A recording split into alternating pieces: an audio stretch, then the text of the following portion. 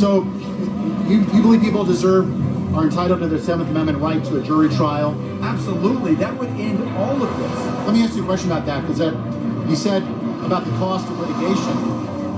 A lot of lawyers I've spoken to said that would cost a whole lot of money to go to trial. Trial could cost $80,000, $100,000 for a real lawyer to go to trial. So what if a spouse doesn't have the money to go to trial? How do you resolve that issue? And here's the issue. They represent themselves? They can represent themselves like I'm representing myself. I had to represent myself in front of the Department of Family Services. How's that worked out?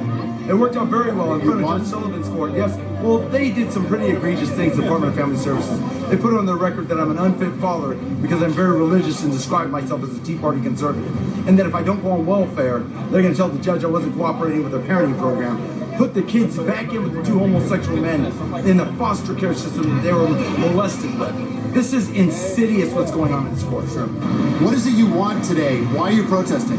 No, I would like to just abolish family court altogether. I mean, there are some things that we could do to reform it, but it seems that that's been, a process of 20 plus years that people have been trying to reform it, and it's not happening.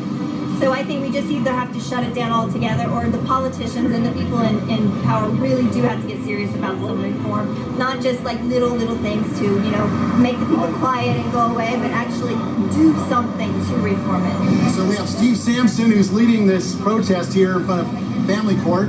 Welcome, Steve. Thank you for having me, Rob. So let's just get right into it. You were here last year protesting. You're here this year protesting.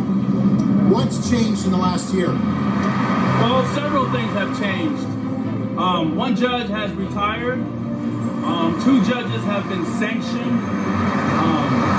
The judges are more aware that we're not going to go anywhere. We're here to stay. Some of them are acting better than they were last year, but others are still in la-la land. So you've been at the courthouse, going out there and publicly observing court proceedings, and some have kicked you out. And you've claimed online that that's unlawful. Can you go into that a little bit? Just explain that real quick. Sure. We had one judge that immediately kicked us out without the litigants even approaching the court, and that was Judge Rena Hughes. Does she have a right to do that? No, she doesn't. Have you brought action? Not against her, not at this moment, but we will. Against the court? Against the court. But this is how it works. For a closed hearing, the litigant has to ask the court to close the hearing, and at that time, the judge could decide to close the hearing or not. The judge doesn't have to close the hearing, but the litigant have to ask for permission. If the judge allows the hearing to be closed, then everybody that's sitting in the audience have to leave. And the only ones that's supposed to be there is the litigant and litigant attorney that's before the court. Now, the videos I've seen you guys posted, are those public record? Yes. Every single one of those are public record. When they close a hearing, I'm starting to wonder why they want to close a hearing. So I go and get the video and I go and post it because the case is not sealed. There's nothing that's sensitive in any of those videos, like juveniles or dealing with minors or any kind of molestation or incest that took place. There's nothing sensitive in any of these closed hearings, so why keep us out? The only reason why I'm thinking why they keep us out, these judges, because now they're getting uncomfortable with us being there, and they don't want us there. Well, let's go into that right now real quick, because you have been attacked by the Review Journal and by, was it Judge Duckworth, calling you some names, saying that you're the problem, Steve, your tactics are the problem, you're aggressive. What do you have to say to them? The problem has been going on for many years, okay? We're not the problem. The problem is we're a problem to them. That's what he meant to say. You are a problem to us because now you're exposing us, you're putting us on blast, you're getting people together, and everybody's standing up to be one voice. The litigants are not intimidated by us anymore, so now you're a problem to us. That's what he's saying. You are a problem to the corruption that's going on in family court. What do you ultimately want to see done? I know you ran for office legislatively. Are there fixes that you want to see done? There are many fixes. One of the fixes, if you go in any of these family courtrooms, there's no jury box. The Seventh Amendment gives us the right to a jury. I think every litigant in family court should have a choice whether they want to be tried by a judge or tried by a jury. They're not given that opportunity. Another thing is there's no voice for kids in family court. You got 12, 13, 14-year-olds, they should have a voice. They should decide what parent they want to live with a legitimate reason as to why they want to live with that parent. Right. The court should hear them. The court's not hearing them because the court's not allowing it. Let me play devil's advocate on that example. So what if one parent has intentionally alienated the child against the other, and so that child doesn't want to go? What do you do with that situation? Come on, if you're a good judge and you know how to weed through it, you ask for evidence. Another thing, these judges are not following the rule of evidence. You find out what's going on, you bring in a therapist, and nothing with these therapists and these third-party entities, instead of raping these litigants and they're paying $10,000 or $5,000 for a therapist, they should be able to use their insurance to get a therapist and pay a copay. That's what I think should happen. So what are the reforms you want to see done, specifically legislatively?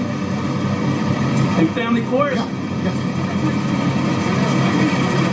I want to see that these judges, when they get campaign donations of $1,500 or more, they immediately let the parties know that they get a campaign donation from an attorney or from their law firm, so that litigant on the opposing side could say, hey, I want you to recuse yourself because I think that there's going to be a conflict. So do you see a problem with a sitting judge being allowed to accept a donation from a litigant and or attorney that's in front of them on a case currently?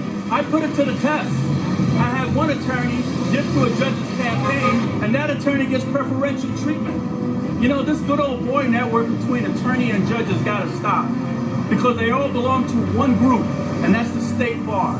There has to be an independent inspector general that can go into a courtroom and sanction attorneys for whatever, for lying, for perjuring themselves, sanction judges for failing to follow law, denying a pro se litigant their constitutional right. There have to be something in place. Right now, there's nothing in place. And what they say, the definition of people would argue that you have proven in the last year that there is something in place and that those judges got sanctioned. Right, but they're not allocating enough money to the Nevada Judicial Discipline Commission. In fact, the Nevada Judicial Discipline Commission could have taken on a lot more cases, but they don't do that because they don't have the budget to do that, and because a lot of them are friends with these judges. Is there a website people can learn more about this? Sure, if they go to veteransofpolitics.org, or they go to the Facebook page War Declare Against Clark County Family Court. We have everything up there. It's all updated. They could go on and they could make a decision for themselves. The thing is, we have to be educated. We have to be educated on these judges. In 2020, every single family court judge is going to be up for re-election. We have to know our rights. And another thing that people don't know, that a family court judge is a civil judge. Okay, they're a civil judge. They have no authority to tell a litigant to take a drug or alcohol test. The only ones that could do that is a criminal judge. And if these litigants was to appeal the case, the Supreme Court would reverse it. But they don't do that because a lot of them are not knowledgeable in that part of the law, and a lot of them are scared that the judges will use that to hold their children hostage from them. Thank you very much, Steve. Thank you for your time. Sampson, Veterans in Politics. Thank you.